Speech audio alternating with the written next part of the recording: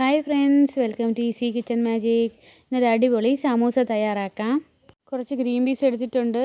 അത് നമുക്കൊരു പാനിലേക്ക് ഇട്ടൊന്ന് വേവിച്ചെടുക്കാം.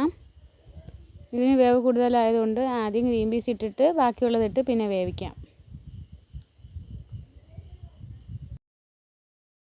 ഗ്രീൻ പീസ് ഒരു 3/4 വേവായിട്ടുണ്ട്. ഇനി അതിലേക്ക് ഒരു വലിയ ഉരുളൻകിഴങ്ങ് ചെറുതായിട്ട് അരിഞ്ഞത് അതിലേക്ക് ഇട്ട് കൊടുക്കാം.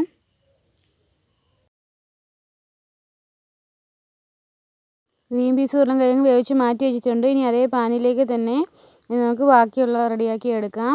ഇതിലേക്ക് ആവശ്യത്തിനുള്ള ഓയിൽ ഒഴിച്ച് കൊടുക്കുന്നുണ്ട്. ഞാൻ സൺഫ്ലവർ ഓയിലാണ് ഒഴിച്ച് കൊടുത്തത്. ഇനി ഇതിലേക്ക് 1 ടീസ്പൂൺ കടുക് ഇട്ട് കൊടുക്കാം. ആവശ്യത്തിനുള്ള കുറച്ച് കറിവേപ്പിലയും കൂടി ഇട്ട് കൊടുക്കുന്നുണ്ട്.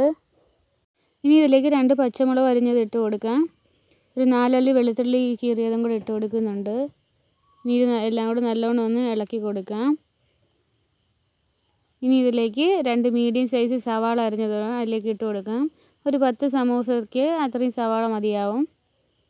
ഇനി ഇതിലേക്ക് ആവശ്യത്തിനുള്ള ഉപ്പ് ചേർത്ത് കൊടുക്കാം.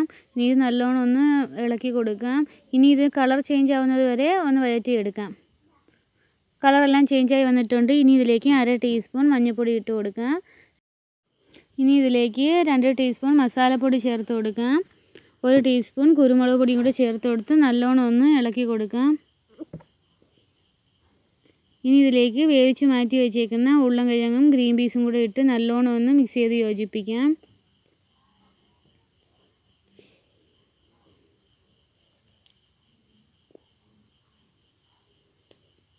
ഇനി ഇതിലേക്ക് കുറച്ച് മല്ലിയില അരിഞ്ഞതും കൂടി ഇട്ട് കൊടുക്കാം.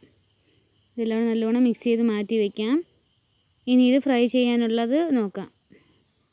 ഇനി ഒരു പാൻ വെച്ചെടുത്തിട്ടുണ്ട്. ഇനി ഇതിലേക്ക് കുറച്ച് സൺഫ്ലവർ ഓയിൽ ഒഴിച്ച് കൊടുക്കാം. ഫില്ലിംഗ് എല്ലാം റെഡിയാക്കി വെച്ചിട്ടുണ്ട്. സമോസ ഷീറ്റ് എടുത്തിട്ട് ഇതിൽ കാണുന്ന പോലെ ഒന്ന് മടക്കി കൊടുക്കാം. ഇനി ഇതിലേക്ക് ആവശ്യത്തിനുള്ള ഫില്ലിംഗ് നിറച്ച് കൊടുക്കാം. വളരെ എളുപ്പമാണ് ഇത് മടക്കാനായിട്ട്.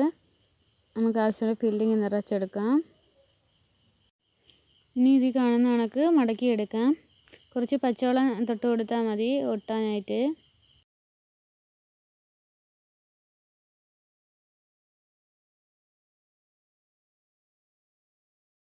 അതുപോലെ ബാക്കിയുള്ളതും കൂടെ റെഡിയാക്കി എടുക്കാം.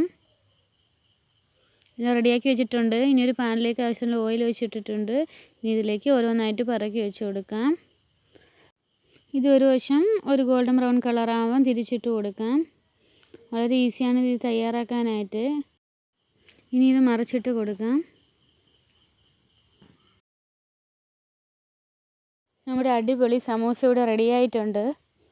ഇഷ്ടപ്പെട്ട എല്ലാവരും ഒന്ന് ട്രൈ ചെയ്ത് നോക്കണം. എൻ്റെ വീഡിയോസ് ആദ്യമായാണ് കാണുന്നതെങ്കിൽ സബ്സ്ക്രൈബ് ചെയ്യാൻ മറക്കല്ലേ. Thank you for watching.